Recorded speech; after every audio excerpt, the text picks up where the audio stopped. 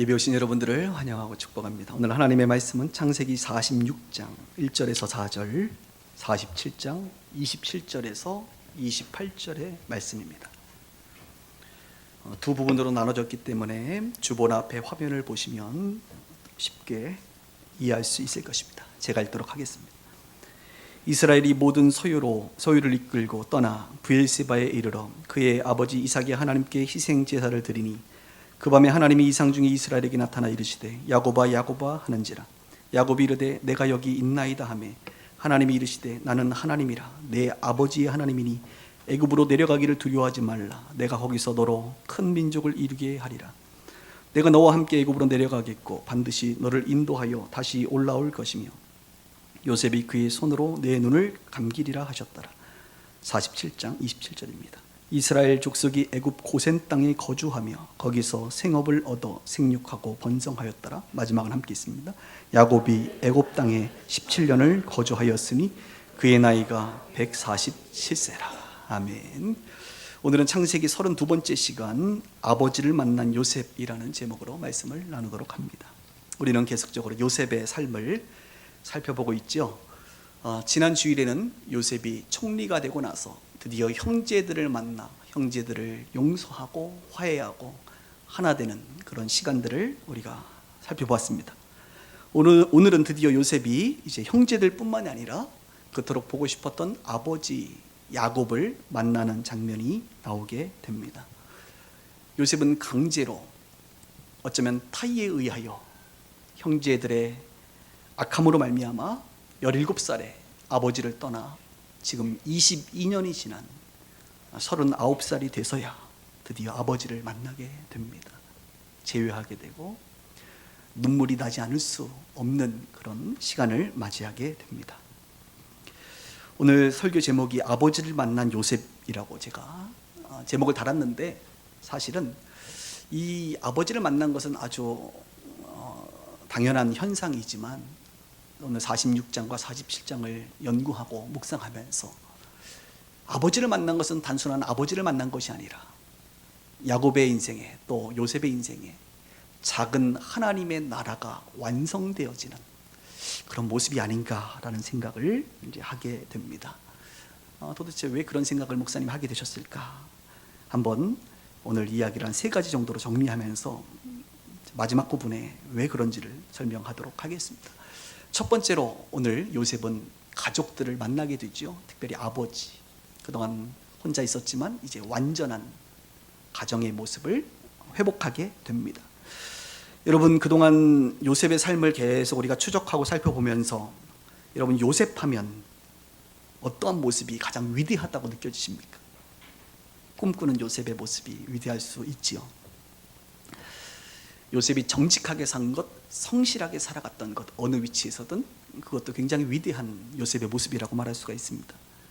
또는 그런 어두움의 환경 속에서 있었지만 요셉은 긍정적인 마인드로 살아갔다는 것, 이런 것도 굉장히 본받을 만한 요소입니다.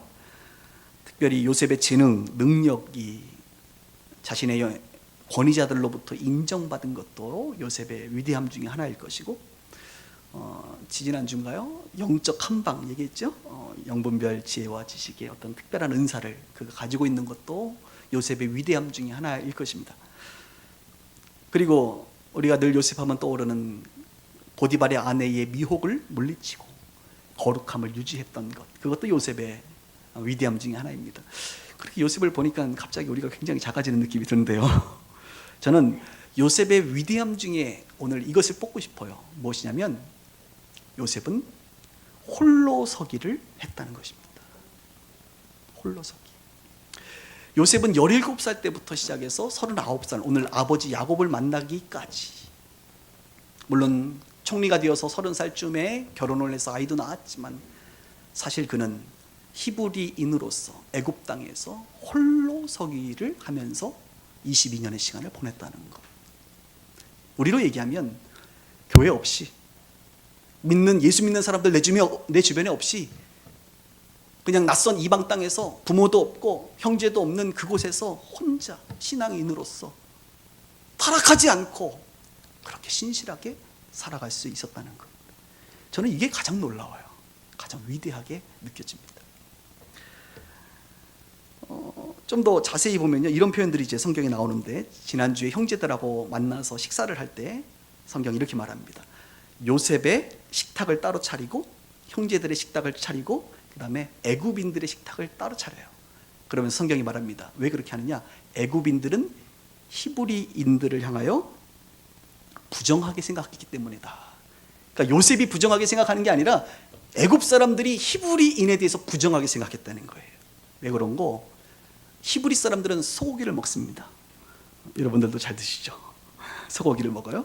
그런데 애굽인들은 소고기를 먹지 않습니다. 애굽인들은 소에 대해서 신성시 여깁니다. 신성한 가축으로 여깁니다. 그런데 히브리인들은 소를 먹거든요. 그래서 애굽 사람들은 히브리 사람들을 부정하게 생각했어요. 우리가 겉으로 신성시하는 소를 그들은 먹는다. 아우, 저 사람들은 부정한 사람들이야.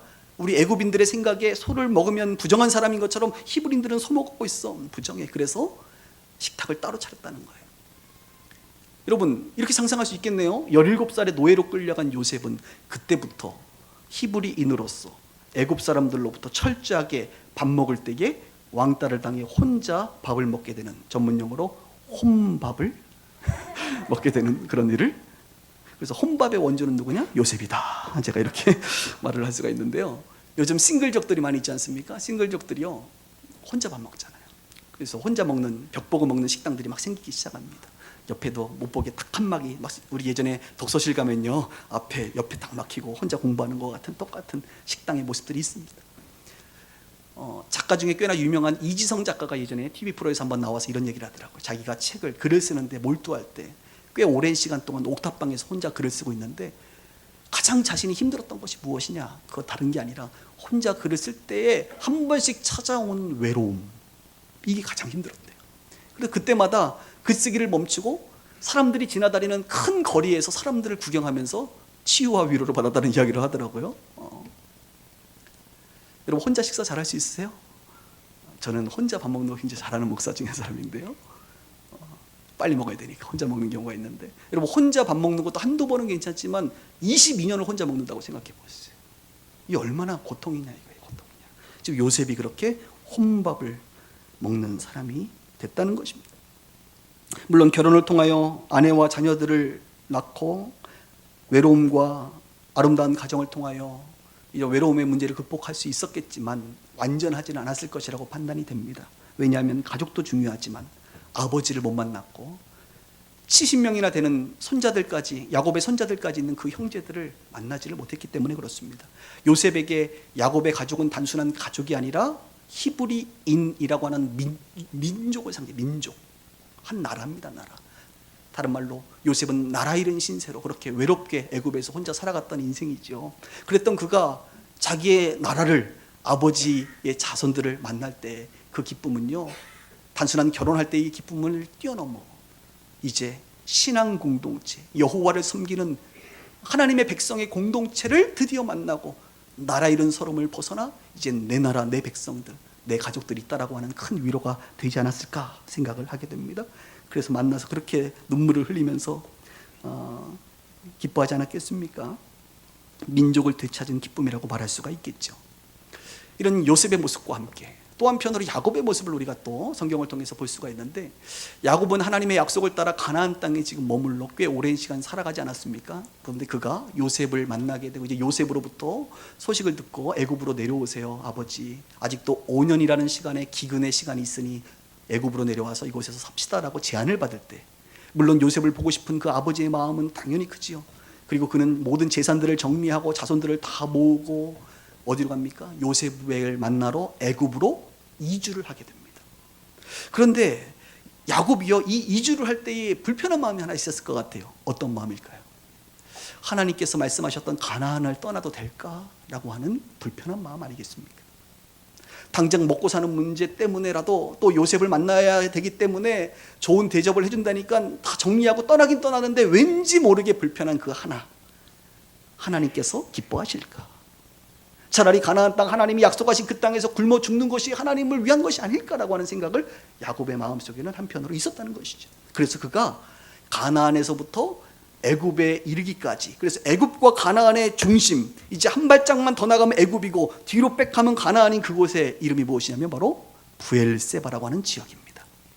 오늘 야곱이 그래서 브엘세바에서 잠깐 멈춰봐, 이제 넘어가면 애굽이지, 잠깐 멈춰봐, 우리 하나님 앞에 좀 물어보자. 그래서 희생제사 예배를 드립니다. 자, 우리가 읽었던 성경 구절을 한번 볼까요? 이스라엘은 바로 야곱의 새로운 계명된 이름이지 않습니까? 이스라엘이 모든 소유를 이끌고 떠나 브엘세바에 이르러 그의 아버지 이삭의 하나님께 희생제사를 드리니, 그랬더니 그 밤에 하나님이 이상 중에 이스라엘에게 야곱에게 나타나 이르시되 야곱아 야곱아 하는지라. 야곱이 이르되 내가 여기 있나이다 하매 하나님이 뭐라고 말합니까? 나는 하나님이라 내 아버지의 하나님이니 애굽으로 내려가기를 뭐하지 말라? 두려워하지 말라. 하나님은 야곱의 심정을 정확히 합니다. 지금 내려갈까 말까 아직도 혼란스럽지, 고민되지? 내려가기를 두려워하지 말라.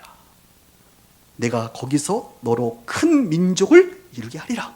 그 약속 거기서 이루게 할 테니까 내려가, 이 말이에요. 그러면서 하나님이 좀 더 확실하게 말씀하십니다. 내가 너와 함께 애굽으로 내려가겠고. 하나님이 어디로 간다고요? 같이 갈게. 내가 애굽에 같이 내려갈 테니까 두려워하지 말고 내려가 라고 말합니다.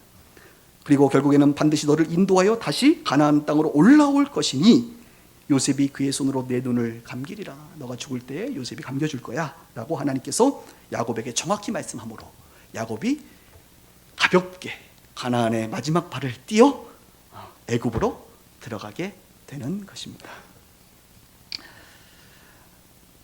확신을 얻게 되는 거죠. 확신. 얼마나 가벼운 마음으로 요셉을 만날 수 있었을까라는 생각을 하게 됩니다. 사랑하는 성도님들, 진정한 회복이라고 하는 것 있잖아요. 여러분의 삶이, 우리의 삶이 온전해지기를 원하는데 온전한 삶에 있어서 매우 중요한 것 중에 하나가 공동체입니다. 공동체. 요셉이요, 물론 신실하게 혼자 잘 살았어요. 그러나 그가 가정을 꾸리고 나서 그는 조금 덜 외롭고 안정감을 누리게 되었을 것입니다. 그런데 요셉이요, 단순한 가정 정도가 아니라 이 아버지, 이 여호와 신앙의 공동체가 자신에게로 오고 함께 만날 때는요, 더 회복되고 더 온전할 수 있는 거예요. 우리가 신앙생활할 때 혼자 신앙생활하기 어렵거든요. 함께 격려하고 위로하고 세워주고 서로 기도해주고 이렇게 신앙의 공동체로 모일 때에 우리의 신앙이 더 온전해질 수 있다는 것입니다. 육신의 가족도 중요하고요, 영적인 가족도 중요합니다. 성경은 교회 공동체 식구들을 향하여 영적 가족이다라고 말하고 있습니다.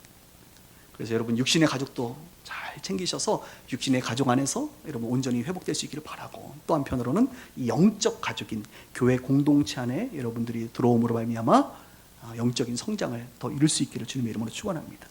전도서 4장 12절에 보면 아주 유명한 말이 있죠. 한 사람이면 패하겠거니와 두 사람이면 맞설 수 있나니 세 겹줄은 쉽게 끊어지지 아니하느니라. 한 사람이면 싸우면 패한다는 거예요. 두 사람이면 한번 맞서 볼만 하다는 것입니다. 그런데 세 사람, 세 겹줄은 쉽게 끊어지지 않고 이길 수 있고 승리할 수 있고 버틸 수 있고 살아갈 수 있다는 거예요. 그러므로 공동체의 중요성은 매우 크다 이렇게 말합니다. 하나님이 아담에게 혼자 있는 것, 외롭게 사는 것이 보기 좋지 않아 하와를 허락하시고 자녀를 허락하시고 가족 공동체를 이룬 것을 저와 여러분들은 잘 알고 있습니다. 그런 면에서 목사로서 오늘 교회 오신 여러분들에게 신앙 공동체가 매우 중요하다는 것을 강조하고 싶습니다. 우리가 이렇게 함께 예배드리는 것이요, 혼자 예배드리는 것보다 훨씬 더 온전한 예배를 드릴 수 있어요. 혼자 우리가 예배드리는 게 쉽지 않습니다. 시간을 내서 이렇게 교회에 와서 함께 예배드리는 것이 우리의 삶을 회복하고 온전케 하는데 훨씬 더 유용하다는 것입니다. 오늘 예배 끝나고 우리가 식사할 건데요, 식사하는 게 여러분 이게 다 교제하는 게 이게요, 신앙 공동체 사람들이 교제하는 게 이게 유익한 거예요. 또 셀 모임도 하지 않습니까? 영적인 교제, 이것도 굉장히 유익한 거예요. 다음 달에는 체육대회도 합니다. 산마루 초등학교 빌려 체육대회도 여러분, 전 안 가요 목사님. 그런 악한 마음 갖지 말라니까요. 참여하는 거예요. 함께 그냥 같이 하는 거예요. 뭐 이렇게 같이 하면요, 유익한 거예요. 신앙 공동체가 하나 되는 것, 함께 서로 알아가고 교제하고 서로 밀어주고 끌어주고 도와주는 것, 굉장히 유익한 겁니다. 목사인 저 자신도요, 이렇게 신앙적인 성경적인 가치관과 신앙을 가진 우리 성도님들이나 동료 목회자들과 함께할 때 제가 힘이 나거든요. 제가 이번 주에 참 힘이 많이 났습니다. 이번 주에 세 분의 우리 남자 집사님, 장로님 이런 분들하고 제가 식사를 했어요. 이번 주에 세 분하고. 이제 한 번은 제가 사고 두 번은 얻어먹었는데요. 얼마나 내가 그 남자분들 우리 집사님들하고 이렇게 교제하는데 힘이 나는지. 목사지만 성도라고 그래서 이렇게 다르지 않잖아요. 같은 신앙인이거든. 우리가 만나서 복요리도 먹고 할렐루야. 또 어제는 여기 새로 생긴 스시집에도 우리 강장로님이 사줘가지고 점심에 스시도 먹고, 또 저녁에는 또 어느 분이 오셔가지고 제가 또 한우고기도 대접하고. 그래서 이번 주는 좀 타락한 이 식욕을 제가 확인했는데 말이 너무 먹었어요. 이번 다음 주에는 제가 금식 좀 하고 좀 이제 순댓국으로 제가 만족하려고 하는데요. 이렇게 식사도 하고 교제도 하고 비전도 나누고 서로의 기도 제목도 나누고 또 저의 연약함도 나누고 또 그분의 연약함도 나누고 저도 제 연약함이 있거든요. 이런 시간들을 가지면서 제가요 외롭지 않더라고. 내가 우리 빛과 소금의 교회가 있어서 외롭지 않다. 물론 아내도 있고 딸도 있지만 이 가족과 다른 또 우리 성도들, 교회 공동체의 식구들을 통하여 받는 그 위로, 외롭지 않음, 신앙의 성장, 이런 것들을 제가 느끼게 된다는 거예요. 그래서 제가 좀 안 그래야 되는데 우리 교인들이 이렇게 카페에 모여 있으면 제가 자꾸 가게 돼요. 이게 끌어당기는 힘이 있나 봐. 자꾸 제가 커피 들고 가게 되고 자꾸 가게 된다니까. 너무 자꾸 가면 목사님 권위 떨어지는데, 그죠? 어느 분들이 그래요. 너무 가까이 하지 마시라고, 성도들. 이런 분들도 계시는데 자꾸 가게 돼. 그게 좋은 거예요. 내 마음에. 내 본성이 성도들하고 함께 있는 게 참 좋다. 그런 생각이 제가 드는 거예요. 나도 우리 빛과 소금의 교회가 없었다면 영적 외로움과 이 성장에서 많이 뒤처졌을 텐데, 이런 생각을 하게 되는 거죠. 아마 빛과 소금의 교회의 가장 큰 수혜자는 장 목사가 아닐까, 이런 생각을 합니다. 저뿐만이 아니라 여러분도 마찬가지라는 거예요. 여러분도 요셉의 과거처럼 여전히 영적 외로움과 홀로서기 가운데 계시는 분도 계실 거예요 지금. 그러나 여러분, 일부러 그렇게 하실 필요는 없어요. 기회가 되면 이 영적인 홀로서기와 외로움을 넘으셔서 함께 살아가는 법을 우리가 배워야 됩니다. 요셉의 형제들이 완전합니까? 아니, 완전하지 못해요. 완전하지 않아도 함께 할 때에 요셉이 영적 안정감을 누리게 되는 것입니다. 마찬가지로 교회와 성도들도 완전하지 않아요. 옆에 계신 분들이 완전하지 않아요. 완전하지 않지만 그 완전하지 않는 사람들이라 할지라도 같은 가치관과 성경적 이 신앙을 가진 사람들이 모여서 함께 살아가는 것, 이것이 우리에게 영적 안정감을 준다는 것입니다. 저는 이 시대 사람들에게 정말로 필요한 것이 있다면 그것은 바로 예수님이라고 믿습니다. 예수님이 필요하고요, 그 다음에 예수님이 주인 되시고 머리 되시는 공동체가 정말 필요해요, 이 시대의 사람들은. 그래서 제가 종종 듣는 말 중에 하나가, 목사님, 제가 왜 이제 목사님을 알았는지, 빛과 소금의 교회를 이제 알았는지 너무 후회가 됩니다. 어제 보니까 저녁 같이 먹으신 분이 그 얘기 하더라고요. 목사님, 제가 2년 전에만 내가 알았어도. 그렇죠? 그래, 2년 전에 그때 아내가 왔을 때 좀 같이 따라와야지, 왜 이제 혼자 와가지고 이렇게. 이분이 그냥 아쉬운지 자꾸 토요일날 저녁에 저를 만나러 오더라고요. 보니까 또 만나주고, 저도 왜 이제 이런 공동체를 이제 알았는지, 그런 이야기를 종종 할 때가 있습니다. 그런 면에서 여러분, 오늘 좀 여러분에게 이렇게 권면드릴게요. 한 발짝 깊이 들어가시기를 바랍니다. 그냥 모른 척하고 너무 민망해하지 마시고 그냥 들어가세요. 쑥 들어오세요. 그러면 여러분들의 삶의 영적인 안정감을 이전보다 훨씬 더 크게 누리게 될 줄을 믿습니다. 요셉은 가족들을 만남으로 영적인 안정감을 누리고 기뻐함을 누리게 됩니다. 두 번째 보면 요셉이요, 가족들을 만난 것에서 끝나는 것이 아니라 이 가족들을 위하여 고센 땅에 거주하게 됩니다. 한번 따라합시다. 고센 땅. 오늘 여러분들이 집에 가셔서 딱 하나 암송하셔야 될 단어가 있다면 고센이라는 지명입니다. 요셉은 70명의 친인척들과 그 다음에 플러스 노예들 또 있었겠죠. 그리고 수많은 가축들이 이제 애굽으로 오게 되죠. 그리고 요셉이 했던 것은 무엇이냐면 이들이 거주할 고센 땅을 마련한 것입니다. 요셉은 생각하면서 애굽을 통치하다 보니까 우리 아버지의 가족, 히브리인들이 거주할 곳이 고센 땅이 적절하겠다라고 그는 판단했던 것 같습니다. 왜냐하면 고센 땅은 나일강 주변에 있는 목초지고요, 이 히브리인들은 목축하는 자들이거든요. 그러므로 물이 있고 초원이 있는 그 고센 땅이 적절하다, 이렇게 판단을 한 것 같습니다. 그곳의 성읍은 비돔과 라암셋이라고 하는 성읍도 있습니다. 그러니 요셉의 입장에서 기근의 시기를 견딜 만한 최적의 장소가 어디냐? 고센 땅이다. 또 우리 아버지 이 민족, 히브리 민족의 번성을 위하여 최적의 장소가 어디냐? 고센 땅이다 라고 그는 판단했던 것 같습니다. 그래서 바로 왕에게 얘기합니다. 왕이요, 우리 아버지가 오시거든 저희로 하여금 고센 땅으로 인도해 달라고 구두에 허락을 받습니다.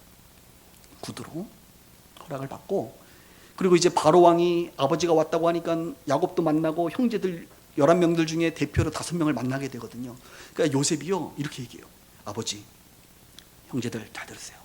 왕이 어디에서 거주하기를 원하느냐라고 물어보면 반드시 고센 땅에서 거주하겠다라고 얘기하셔야 됩니다.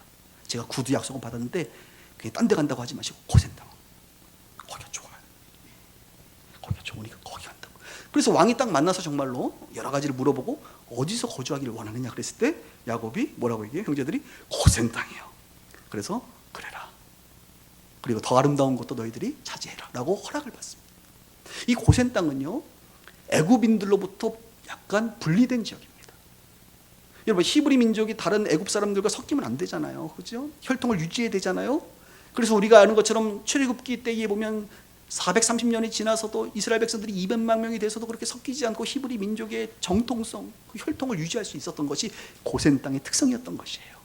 그래서 요셉이 고센 땅을 고집했던 것입니다. 그리고 애굽 사람들은 이 가축을 기르는 것을 가증히 여긴다고 성경이 말하거든요. 조금 낮게 보는 것이죠. 그래서 아예 떨어진 곳에서 우리가 있겠습니다라고 하면서 또 세금 정책을 잘해서 바로의 마음을 흡족하게 함으로 요셉이 지혜롭게 고센 땅을 히브리 민족의 땅으로 차지하게 되는 놀라운 역사를 그가 이제 중간에서 하게 되는데요. 제가 이번 주 46장과 이제 47장을 이렇게 묵상하고 연구하면서 참 어렵더라고요. 이번 주는 무슨 말씀을 나눠야 될까? 여러분, 우리가 그 앞에까지는 대부분 다 들었던 이야기인데 오늘부터는 여러분 설교 많이 못 들어봤잖아요. 그리고 50장에 이제 마지막에 한번 듣고 그 중간에 이렇게 야곱 만나고 뭐 이런 얘기 잘 못 들어봤습니다. 저도 설교해본 기억이 없어요. 그런데 우리가 이제 순서에 따라서 설교하다 보니까 이 46장, 47장을 읽어도요, 도대체 이게 맥이 안 잡히는 거야. 어떤 말씀을 나눠야 되나. 그래서 제가 그럴 때는 방법이 없어요. 읽고 또 읽고 묵상하고 또 묵상하고, 그래도 답이 안 나면 새벽에 이번 주 새벽 기도로 다른 거 다 빼고요, 제가 설교만 놓고 기도하고 하는 중에 주님께서 오늘 이 설교에 이 맥을 잡아주셨는데요, 말씀을 이렇게 묵상하는 중에, 기도하는 중에 좀 이렇게 얘기해도 될까요? 제가 놀라운 사실을 발견했습니다. 주님께서 하시는 음성으로 제가 들었어요. 아주 강력하게 주시는 하나의 메시지가 바로 이런 단어입니다. 너희가 앞으로 고센 땅을 준비해야 한다. 그런 음성으로 제가 들었어요, 개인적으로. 무슨 말인고, 하나님께서는요 지금 저와 여러분들에게 오늘 듣기를 원하시는 것이 이것인 것 같아요. 기근의 시대가 도래하고 있다, 이렇게 말씀하시는 거예요. 기근의 시대가 도래하고 있다. 많은 전문가들이 말합니다. 대한민국의 경제가 일본 경제를 따라 장기 침체가 될 가능성이 매우 높고, 어쩌면 지금의 남미처럼 경기가 추락할 가능성이 높다라고 예측을 합니다. 여러분, 경제적인 위기가 이 대한민국 가운데 온다면, 오늘 야곱의 가정에 기근이 온 거와 마찬가지죠. 경제적 기근이죠. 기근이 온다면 어떻게 하시겠어요? 고센 땅이 준비되어 있어야 되는 것이죠. 오늘 대표기도 하셨지만 정치 안보적으로 우리가 혼란의 광풍을 맞고 있지 않습니까? 지금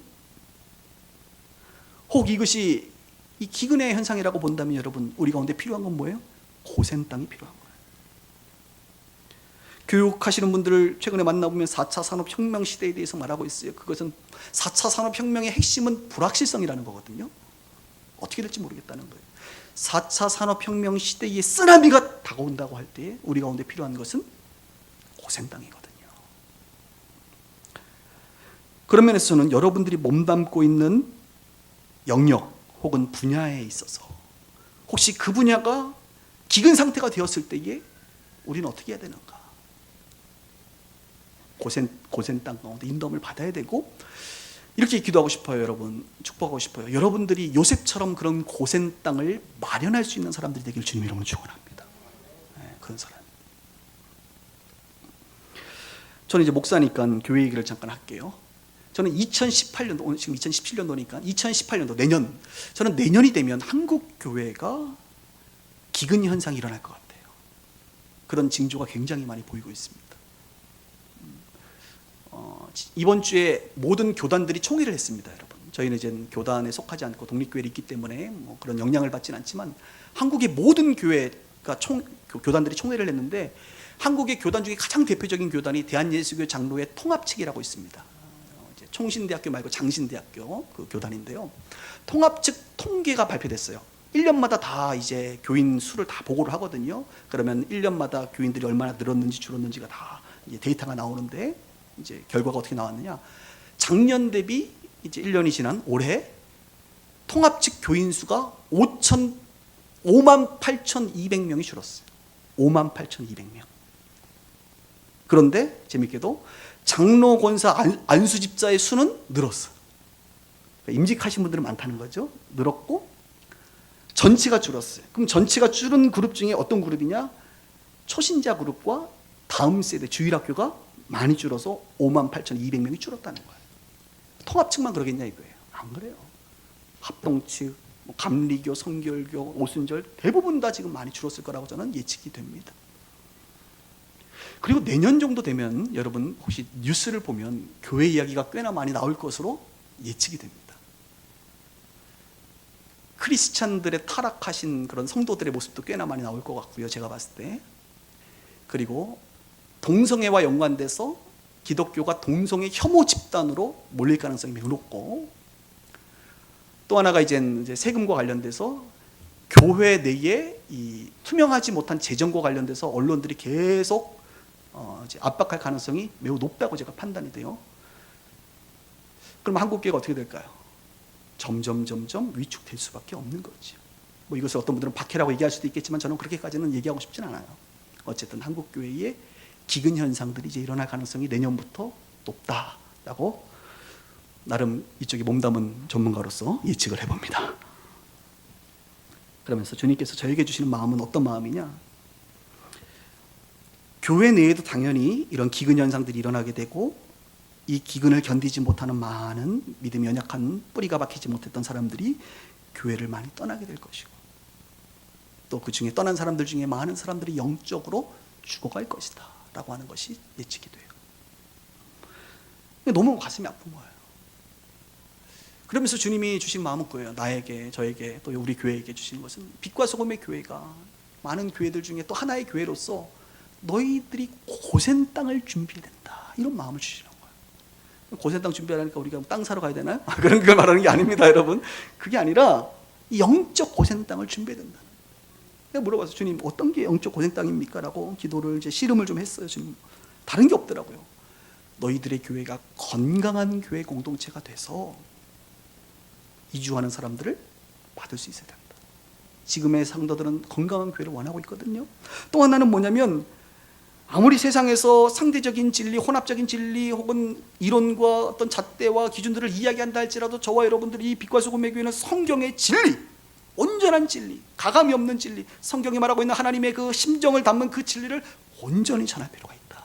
그렇죠? 이것을 이제 하나 또 말씀하시는 것 같고, 마지막으로 이제 재정에 대한 건전성과 투명성. 물론 저희가 나름대로 잘 해나가고 있지만 내년에는 더 우리가 신중하게 이제 재정에 대해서 건전하게 또 투명하게 잘 관리해서 이런 부분에 있어서 이 기근 현상에서 우리가 같이 죽어가는 것이 아니라 이런 것에서 마음의 상처를 입은 분들이 이렇게 고센 땅에 올 때에 마음의 치유를 받을 수 있는 그런 일들을 해야 되지 않겠나라는 생각을 하게 됩니다. 그래서 남은 기간 잘 준비해서 내년도도 저희가 이제 정말 하나님께서 원하시는 이 고센 땅 같은 교회, 내년에 표어를 바꿀까 봐요. 그래서 고센 땅 빛과 소금의 교회 뭐 이렇게 좀 만들어 볼까 이런 생각도 좀 하면서요.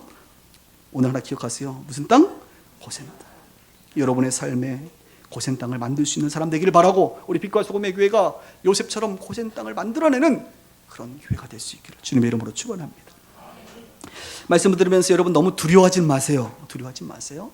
무섭다. 두려워하지 마세요. 하나님은 두려움을 주시는 분이 아닙니다. 하나님은 평강을 주시길 원하시는 분이세요. 왜 두려워하지 않아도 되느냐?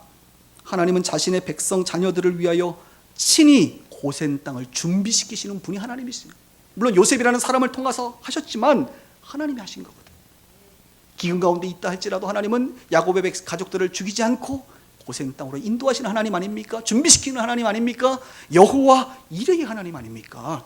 그러므로 저와 여러분들이 어떤 삶을 살든 간에 기근을 맞이했다 할지라도 너무 두려워하지 마시고, 하나님께서 야곱의 가족을 인도했듯이 나를 인도하실 것이다 라고 하는 이 믿음과 확신 가운데 거해야 되는 거예요. 할렐루야. 그 넉넉함이 있기를 바랍니다. 그런데 기도하기는 여러분들이 그 고센 땅을 마련하는 요셉과 같은 사람이 되기를 원하는 것이고, 또 기도하기는 우리 빛과 소금의 교회가 고센 땅을 마련하는 교회가 되었으면 좋겠다, 이런 마음을 갖게 되는 것이죠. 오늘 요셉은 가족을 만납니다. 고센 땅에 거주합니다. 그리고 세 번째로 그곳에서 번성하게 됩니다.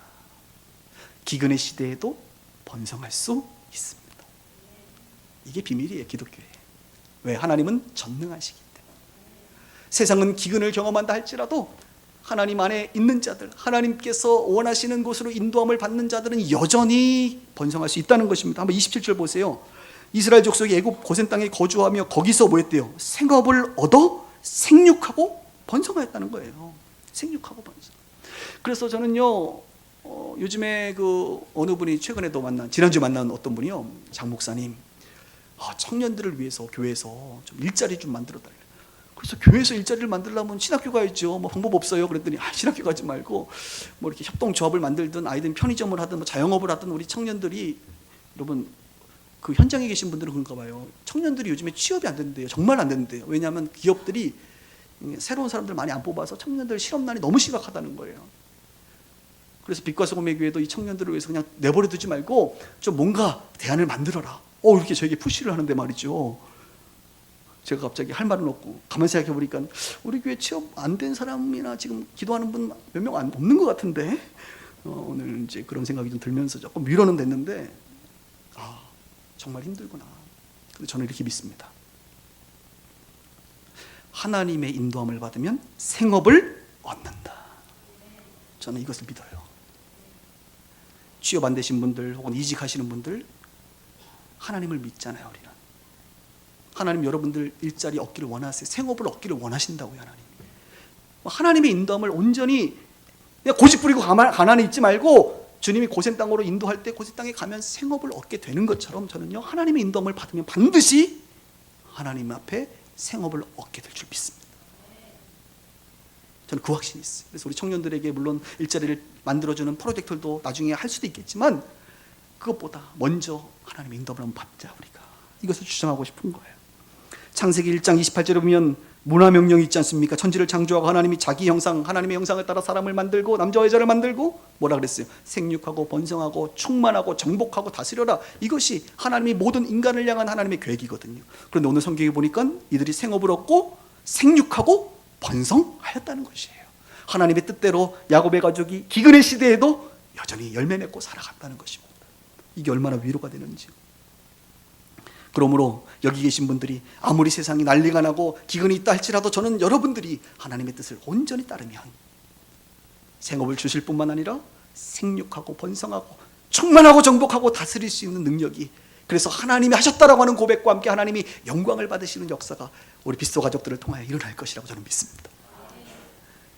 저는 목사로서 우리 빛과 소금의 교회를 향해서도 이런 기대가 있는 거예요. 아무리 세상에 58,200명이 줄고 뭐 난리가 나고 사람들이 빠져나가고 세례받을 사람이 없다 할지라도, 하나님이 우리와 함께 하시고 우리가 하나님의 음성을 따라 정말 하나님이 기뻐하시는 교회의 모습을 꾸려가면, 여전히 우리 빛과 소금의 교회는 생육하고 번성할 수 있다고 저는 믿습니다.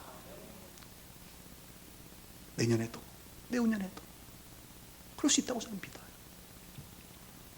여러분의 삶도 마찬가지.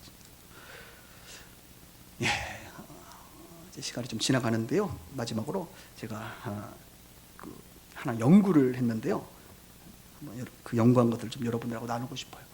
여러분 퀴즈 하나 낼게요. 내가 퀴즈 내니까 속으로 한번 입모양으로 대답해 주세요. 크게 하시면 자기 수준이 드러나니까. 자, 이스라엘 백성들이 애굽에서 있은 연도 횟수가 430년이 맞습니까? 400년이 맞습니까? 자, 아유, 얘기 안 하기를 잘했죠, 그죠? 400년이 맞아요? 430년이 맞아요? 이때 한 명 딱 집어서 이제 질문하면 그 사람 상처받는 거예요, 그죠? 430년이 맞아요. 430년이 성경. 근데 성경에는 400년도 나오거든요. 그러니까 사람들이 헷갈리거든요. 이거 한번 볼까요? 성경 구절 한번 보세요. 출애굽기에 보면 이스라엘 백성들이 출애굽했을 때 성경이 말합니다. 이스라엘 자손이 애굽에 거주한 지 몇 년? 430년이라. 430년이 끝나는 그날에 여호와의 군대, 이스라엘 백성을 말합니다. 다 애굽 땅에서 나왔다, 이렇게 이제 말을 합니다. 그런데 왜 400년이 나왔느냐? 다음 성경 구절. 창세기 15장에 하나님이 이렇게 말씀했어요. 창세기 15장은 아브라함에게 하나님이 말씀하신 예언입니다. 그러니까 미래를 미리 얘기해 주신 거예요. 뭐라고 말하냐? 하나님께서 여호와께서 아브라함에게 이르시되 너는 반드시 알라. 내 자손이 이방에서 객이 되어 그들을 섬기겠고 애굽에 객이 되어 섬기겠고 그들은 400년 동안 내 자손을 괴롭히리니 그들이 섬기는 나라를 애굽을 내가 징벌할지며 그 후에 내 자손이 큰 재물을 얻어 출애굽하게 된다는 거예요. 하나님께서 미리 아브라함에게 말했습니다. 그러니까 사람들이 하나님 말씀이 400년 동안이라니까 400년 아니에요? 라고 이제 말을 하는데 충돌이 일어나지요. 그러면서 사람들은 성경이 역시 논리적이지가 않아, 이렇게 자기 수준을 생각한다 이게요. 근데 성경을 한번 따라합시다. 자세히 보라. 여러분 자세히 보셔야 돼요. 자, 성경 구절에 뭐라고 얘기했어요? 하나님이 400년에 대해서는 거주 기간이라고 얘기하지 않고 뭐라고요? 괴롭힘을 당하는 기간이라는 거예요. 거주하는 것은 430년인데 그 중에 몇 년을 괴롭힘 당해요? 400년. 그러면 실제 괴롭힘 안 당하고 지금 요셉과 함께 편안하게 시간 보낸 게 몇 년? 여러분 엄청 똑똑하시네. 30년. 이게 정리가 되는 거죠. 430년이구나. 그런데 400년은 고통받았구나. 그럼 왜 30년밖에 평안하지 못했을까? 성경은 말하지 않습니다. 단지 우리가 추측할 수 있는 것은 요셉이 은퇴했나 보지 뭐. 요셉이 총리할 때는 평안했을 것인데 요셉은 110세에 죽었거든요. 아버지 만날 때가 39살, 그리고 아버지 돌아가실 때가 14년 후 56세, 그리고 30년이 되는 때가 69세, 70세 정도 되니까. 그런데 110세를 살았거든요. 그럼 요셉이 총리에서 잘렸나? 라고 생각할 수 있고, 또 하나는 왕이 바뀌었거나 아니면 왕이 30년 후부터 히브리인들을 괴롭히기 시작했다는 것이죠. 자, 그러면 질문합니다. 400년 동안 고통받은 게 하나님 때문이에요? 아니면 애굽 사람들 때문이에요? 애굽 사람들 때문이에요. 우리는 이스라엘 백성들이 400년 고통받은 게 하나님이 고통받아라 이놈들아 이렇게 한 게 아니라는 거예요. 하나님은 하나님의 백성들이 고통받기를 원치 않으십니다. 애굽인들이, 그 악한 애굽 사람들이 이스라엘 백성들을, 히브리인들을 괴롭힌 거예요. 그리고 하나님은 괴롭힌 게 아니라 괴롭힘 당한 그들을 좀 오랜 시간이 걸리긴 했지만 그들의 부르짖음이 극에 달할 때에 하나님께서 그들의 부르짖음을 들으시고 출애굽기에 보니까 출애굽시키셨죠. 구원해 주신 분이 하나님이세요. 하나님에 대한 오해 없기를 바랍니다. 너무 오해들 많이 하세요. 우리 하나님 그렇게 오해할 만한 분 아니에요? 저는 이 연도를 보면서 430년 전에는 기근 때문에 하나님이 이스라엘 백성들을 고센 땅으로 옮겨 그들을 보호하셨는데 또 그들이 고통을 받고 나니까 430년 후에는 다시 그 애굽에서 다시 가나안으로 이끌어내면서 그들의 고통을 고치시고 회복시키시는, 싸매어 주시는 그 하나님, 그 사랑의 하나님을 또 보게 되는 것입니다. 말씀을 정리하면서 오늘 세 가지를 제가 이야기했습니다. 가족들을 만나고 고센 땅에 거주하고 그 다음에 번성하게 되었다, 이 얘기를 했는데요. 하나님의 나라, 제가 서두에서 작은 하나님의 나라의 회복이다 이렇게 말했습니다. 작은 하나님의 나라의 회복. 무슨 말인고? 나라라고 하는 것은 세 가지 조건이 이루어져야 한다고 그랬습니다. 국민, 주권, 영토가 있을 때 한 국가가 형성됩니다. 오늘요, 한 국가가, 작은 국가가 형성됐어요. 드디어 요셉 혼자가 아니라 야곱의 가족들이, 국민이 모였습니다. 그리고 한 땅에 거주하게 됩니다. 고센 땅을 얻게 됩니다. 그리고 그곳에서 자기의 소견이 옳은 대로 살아가는 것이 아니라 하나님의 법, 하나님의 주권을 따라 그들이 살아가게 됩니다. 이렇게 하나님의 나라가 형성이 되면요, 어떤 일이 벌어지느냐? 천국을 경험해요. 하나님의 나라가 임하면요, 번성하게 돼 있어요. 할렐루야. 번성. 여러분의 삶도 여러분이 하나님의 백성이고요, 여러분들에게 하나님이 허락하신 그곳에 여러분들이 계시고, 그곳에서 하나님의 법을 따라 하나님의 통치를 받아 살면요, 하나님의 나라가 형성이 되고 천국이 형성이 되고 그곳에 번성함의 축복이 있는 것이에요. 저는 우리 빛과 소금의 교회 식구들이 오늘 요셉의 이야기를 통하여 단순히 아버지를 만난 그런 사실이 아니라 이 과정을 통하여 하나님의 나라가 보일 수 있기를 주님의 이름으로 축복합니다.